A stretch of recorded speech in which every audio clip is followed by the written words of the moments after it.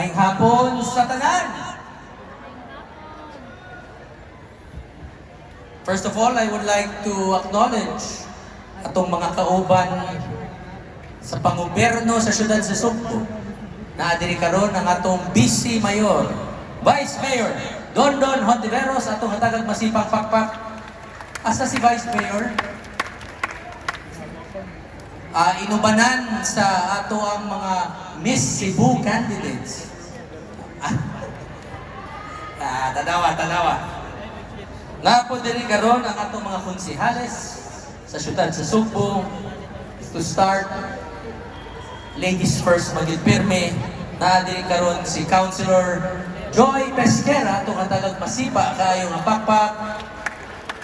O nga po si Councilor Rhea Haposalem, atong hatagag masipang pakpak. Ngano naman huli ha?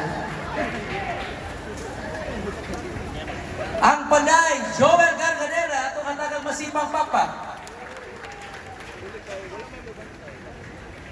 Ginhawa Delphine, may asim pa, Councilor Francis S. Pares. Councilor Jerry Guardo, atong hatagag masipang pakpak. Councilor June Amigo Alcover, atong hatagag masipang kayo mapakpak. Napo diri karon ang atong Executive Director sa SFI. Naadiri karon si Elmer Jojo Labella. Where are you, Jojo? Okay.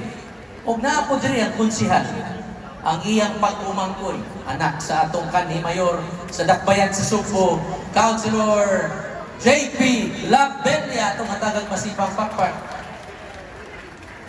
Of course, earlier you heard our Department of Education, Dr. Niva Bongo, atong hatagag masipang pakpak. Inubanan sa atong mga different schools, our Sinulog Executive Committee, City Hall employees, of course, napo diri ang atong the man who protects and keeps us safe, the Cebu City Police Director, Director Antonieto Cañete, itong hatagag masipang pakpak. Napo diri akong hamilin kapikas sa akong kinabuhi, ato ginanghatagan ang pagtagad, way lain Julian Kate Garcia, itong hatagag masipang pakpak. Napo diri karon hapuna, suod gaayo na itong mahigala, amigo na ko, who happens to be celebrating his birthday today. Wailain suod nga amigo, Ferdy Tio, atong hatagag masipang pakpak.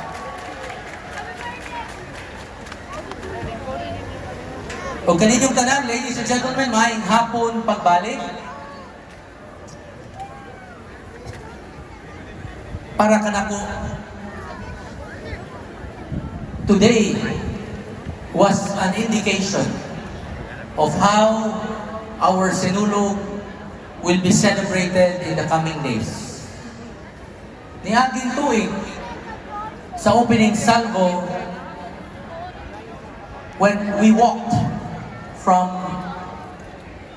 the Basilica del Santo Niño Church, padong dire sa Abellana Sports Center, wala gyud tao sa daan, perting mingawa. Pero karon, unimaginable. From the Santo Niño Church all the way here, na gyud tao anaa sa daan nga katanaw sa atuang ginagmay parade. It is indeed an indication na grabe gyud kaayo pagka-excited ang atong mga kaigsunan na finally, after 4 long years, the Sinulog is back. It is back to where it belongs, the Abellana Sports Center. Sugal pakpak. Uy, labi na mga estudyante. Kusog kay pakpak. Ha? Ganina, daghan kay kong nasugatan ng mga estudyante nga naglakaw-lakaw ug niduol nako pag-agi yun ako ni syakit sila ni kamay nako ug ningon, Mayor, naabay klase karong pitsa 20 paghuman sa sinulog. Wala, oy! O sa inyong ganahan?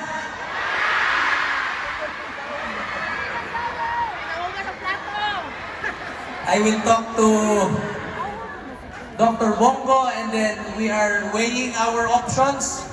But in due time, you will find out the decision of your mayor. Wala, nanda naman ang video. Pero nakasapot ko, labi na ang atong mga estudyante who put effort and time sa atong sinulog preparations and celebration. We will always consider ang inyong kahimtang during that day. O kahibaw ko makapoy yun kaayo ang preparations. No? Anyway,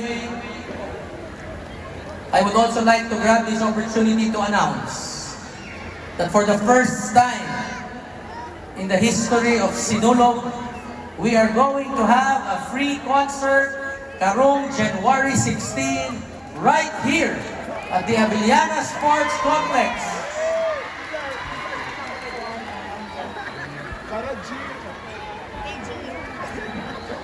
And then, we have already got confirmation that our concert on the 16th na ay mga artists, mga popular artists.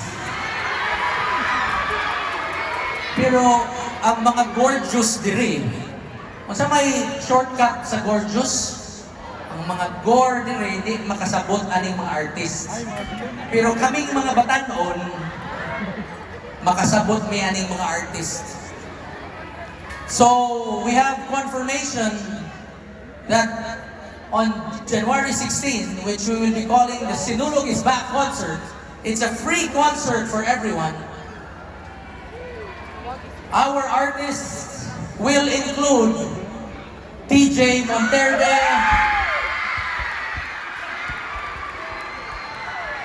Panawa, Vice Don, ang mga batanon na ni cheer.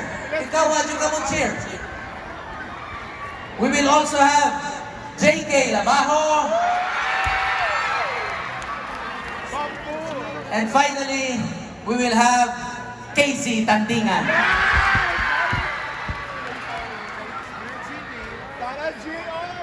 All of them will be performing here on January 16th. Free concert for all of you. Pero kanyot lang, in order for us to control the crowd, we will be issuing free tickets, ha? First come, first serve. Kaya I'm sure mapuno yun ang atong grandstand and also the other areas which we will be allowing people to stand and enjoy the concert. So I will see you in the coming days for our activities. And I thank all of you for all your support. Kining tanan atong gibuhat para paghalad o pay tribute sa atong pinalanggang Senyor Santo Niño. Pakpakan nato si Senyor Santo Niño! Viva Pinsenyor! Daghang salamat kung maayong hapon kanatong tanan.